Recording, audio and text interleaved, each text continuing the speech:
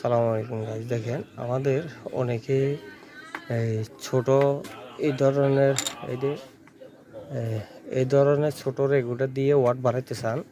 অনেকে 400-500 watt, 1000 watt, 1500 watt, 2000 watt পর্যন্ত regulate করতে চান। তখন এই ধরনের রেগুলারগুলো যখন কিনেন, এগুলো দিয়ে আপনাদের রেগুলার কেটে যায়।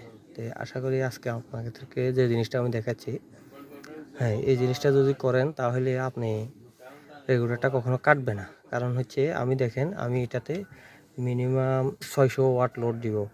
এটি একটি বিটিআই 16 লাগাই দিছি এখানে। জাস্ট এই নর্মাল রেগুলেটরটাতে এটাকে আমি আপনার চাইলে এটা 2000 ওয়াট করতে পারবেন। আর এক ভাই চাইছিলেন গ্যারান্ডারে লাগাবেন, ঠিক আমি যেভাবে লাগাইছি এইভাবে একটি বিটিআই 16 লাগাইতে পারেন। আপনার যদি লোড আরও বেশি থাকে, জায়গা থাকে, ওখানে দুইটা লাগাইতে পারেন। না হলে এগুলো অরিজিনাল মাল পাওয়া যায়, ওগুলো লাগাবেন।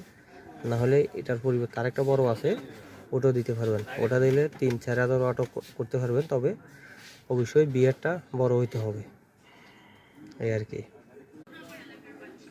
সালামু আলাইকুম গাইস, দেখেন আমাদের অনেকে এই ছোট এই ধরনের এই ধরনের ছোট রেগুলেটর দিয়ে ওয়াট বাড়াইতে চান।